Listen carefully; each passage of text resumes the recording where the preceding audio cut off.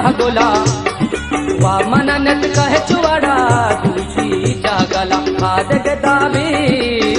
गदाबी जी मना चारे महागोला वा मननत कहे चुवाड़ा दूषी जागला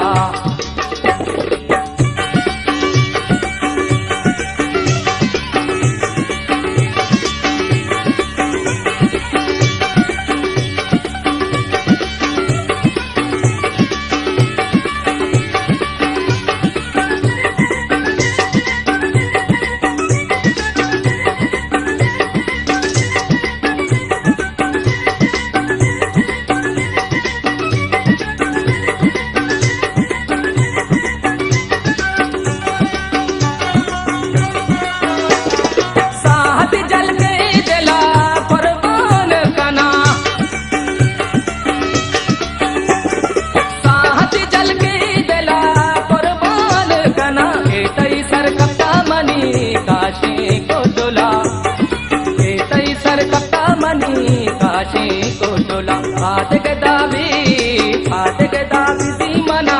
चारे महागोला वा मननत कहे चुवाड़ा दूषी जागला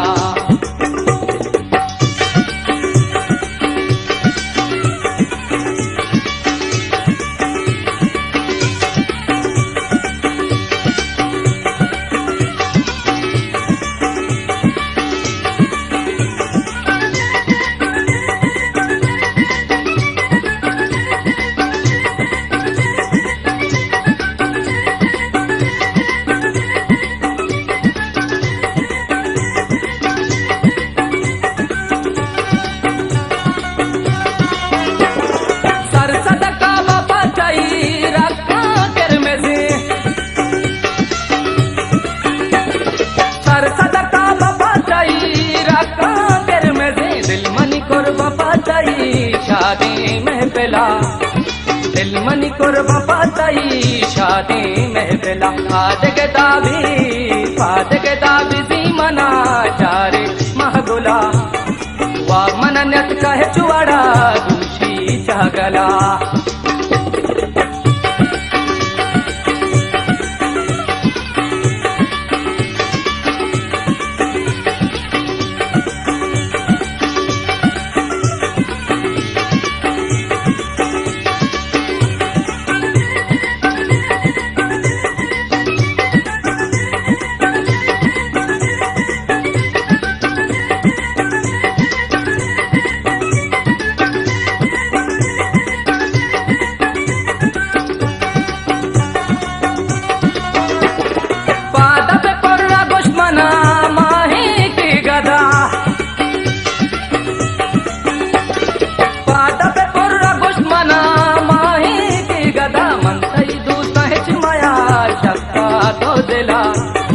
मनतई दूसरा मया शक्का तो दिला पाद गदाबी जी मना चारे महागोला वा मननत कहे चुवाड़ा दूषी जागला।